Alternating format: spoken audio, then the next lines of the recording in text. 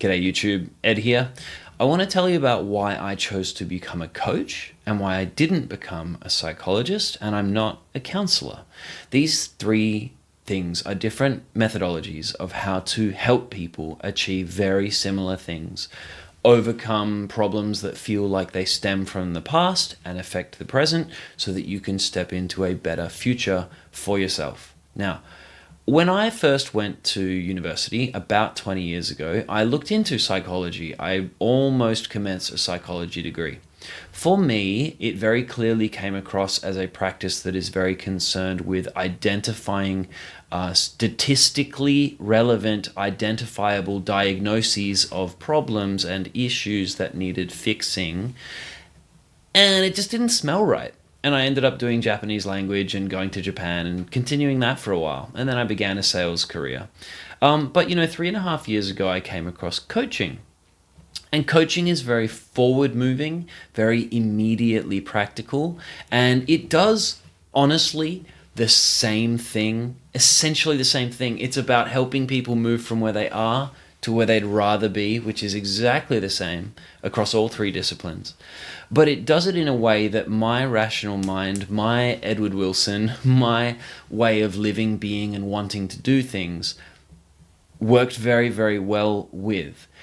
Counseling, sometimes I feel like it has this impression, I don't speak on behalf of counselors, I am not one, but I'm not well suited to sitting and listening to a bunch of griping at length. Now, I bet you there's some counselors out there going, no, Ed, that's not what we do. And it's not. I know that they do more than that. But I didn't want to run a practice that felt like someone who is feeling absolutely terrible could just come and offload, just spew, vomit problems everywhere, because it's not practical.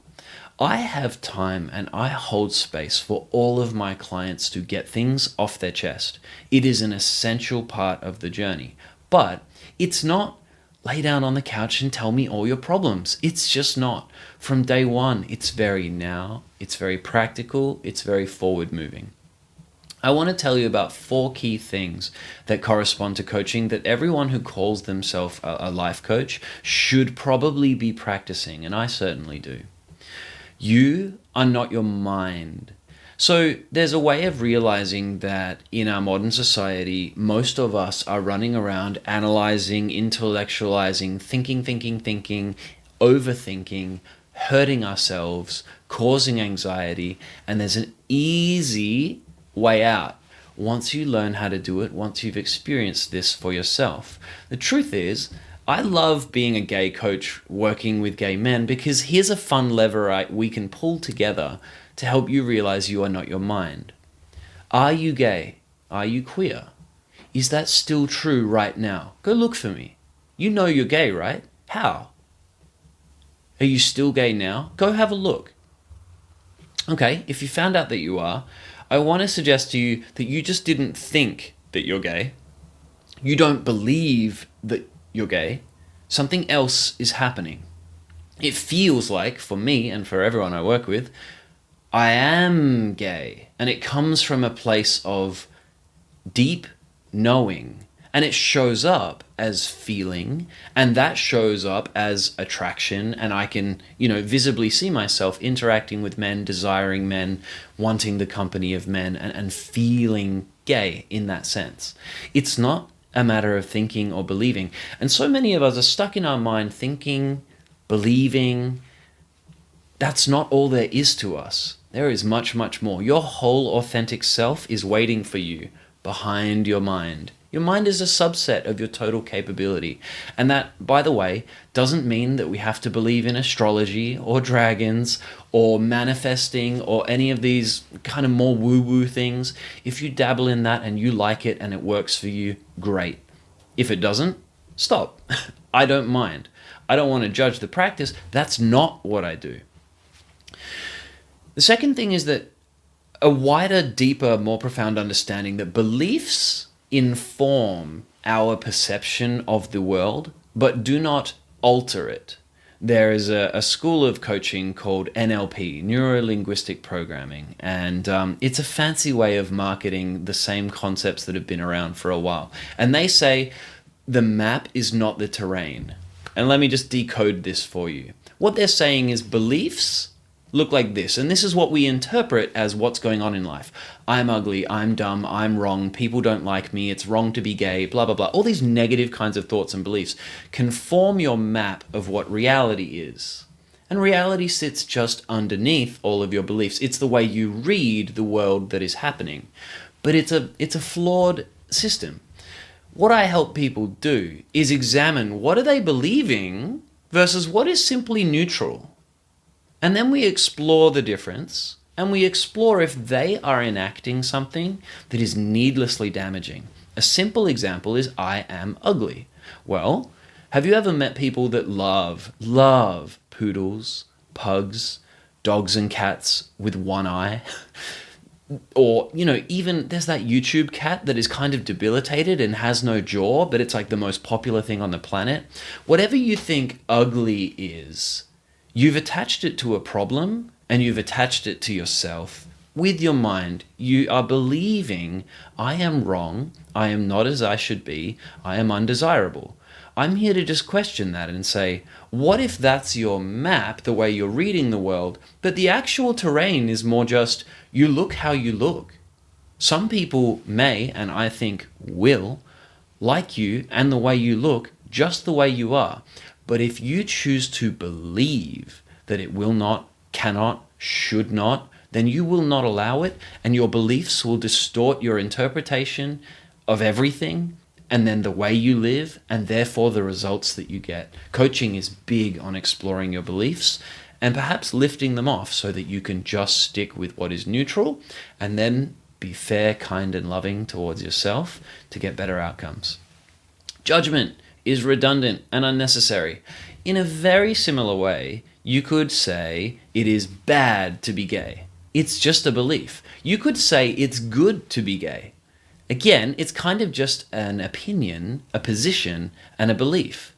Being gay is only being gay, as we describe it as words, as a label that describes a commonality to a bunch of different people that feel same-sex attraction and same-sex love. It's actually no more than that. And for each individual person, it is what it is and nothing more. We try with our words to create labels for convenience and for grouping and it's like a technology that makes life easier.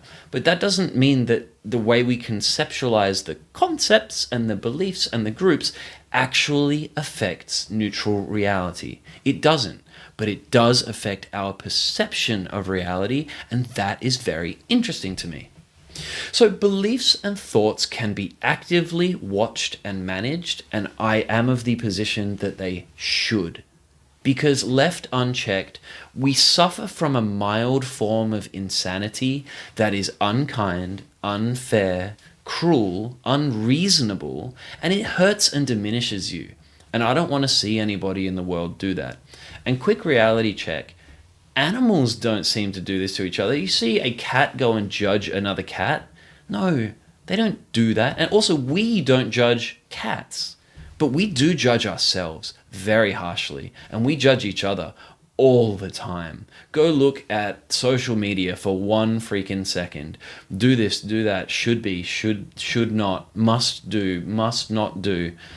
There's judgment and beliefs just flying out the wazoo for us these days.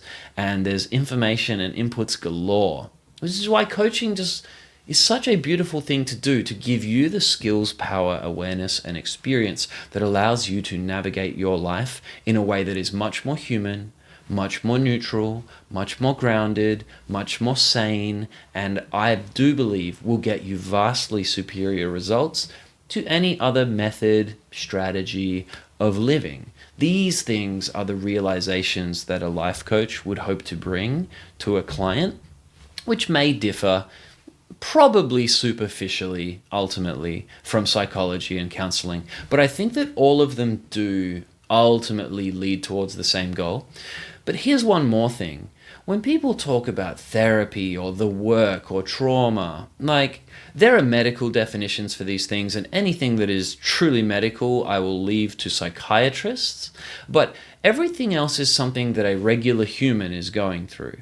And with love and compassion and understanding, I want to tell you, I've seen people do years and years and years of counseling and psychology and therapy that then did 10 hours, 10 sessions with a coach and made the changes that they wanted to see, realized the things they wanted to realize, was able to find acceptance, forgiveness of themselves, embracing of life, of the neutral universe, of their neutral self, of the neutral people around them, without throwing beliefs all over everything, muddying the waters and making it more difficult, which is a beautiful, beautiful thing.